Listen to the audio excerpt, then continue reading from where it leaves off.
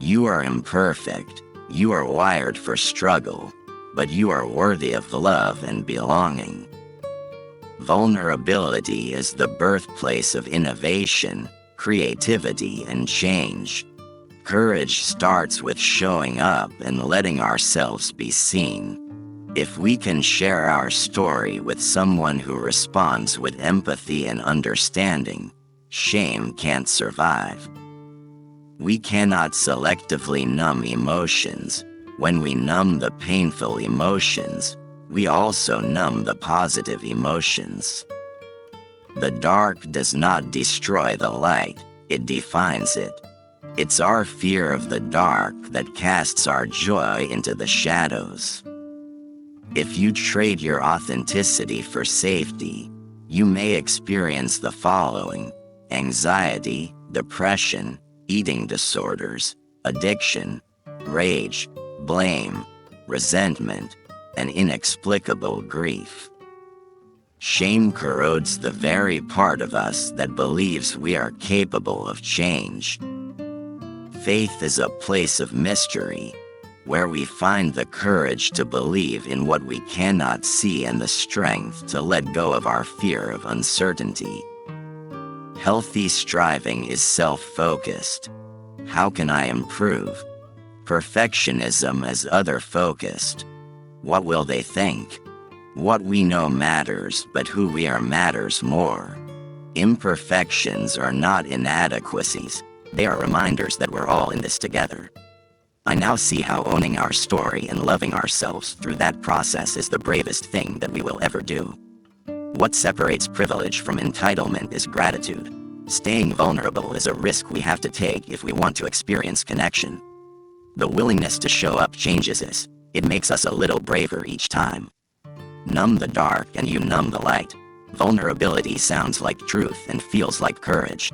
Worthiness doesn't have prerequisites. We're a nation hungry for more joy, because we're starving from a lack of gratitude.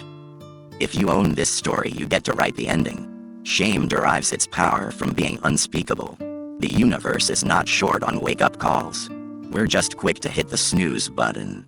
Just because someone isn't willing or able to love us, it doesn't mean that we are unlovable. Until we can receive with an open heart, we are never really giving with an open heart. Here's what is truly at the heart of wholeheartedness: worthy now. Not if, not when, we're worthy of love and belonging now.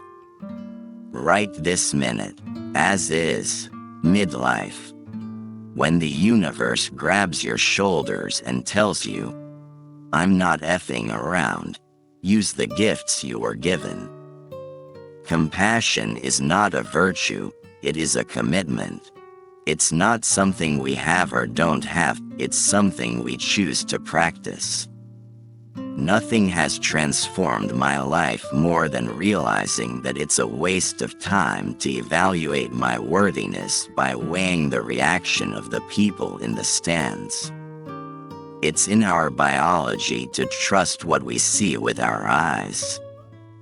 This makes living in a carefully edited, overproduced and photoshopped world very dangerous. Vulnerability is our most accurate measurement of courage. Integrity is choosing courage over comfort. Choosing what is right over what is fun, fast, or easy. And choosing to practice our values rather than simply professing them. You cannot shame or belittle people into changing their behaviors. To love ourselves and support each other in the process of becoming real is perhaps the greatest single act of daring greatly. I've found what makes children happy doesn't always prepare them to be courageous, engaged adults. Who we are and how we engage with the world are much stronger predictors of how our children will do than what we know about parenting. You are only free when you realize you belong no place. You belong every place, no place at all. The price is high, the reward is great. Vulnerability is not knowing victory or defeat. It's understanding the necessity of both. It's engaging. It's being all in. When we stop caring about what people think, we lose our capacity for connection. When we become defined by what people think, we lose our willingness to be vulnerable. Courage is it's a habitus, a habit, a virtue. You get it by courageous acts. It's like you learn to swim by swimming. You learn courage by couraging. But what we know now is that when we deny our emotion, it owns us. When we own our emotion, we can rebuild and find our way through the pain.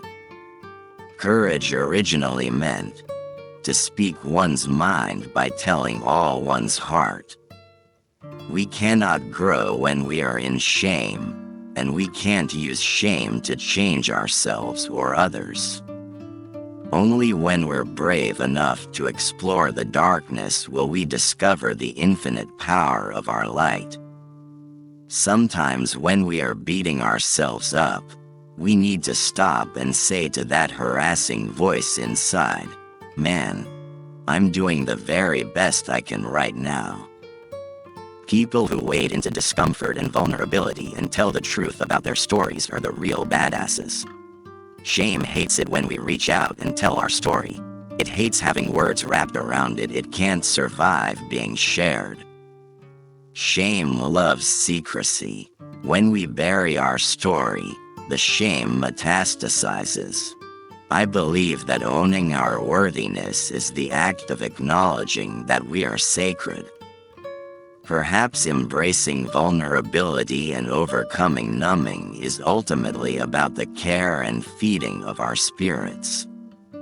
Everyone wants to know why customer service has gone to hell in a handbasket.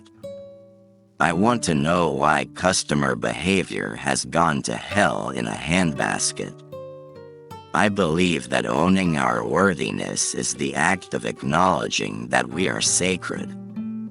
Perhaps embracing vulnerability and overcoming numbing is ultimately about the care and feeding of our spirits.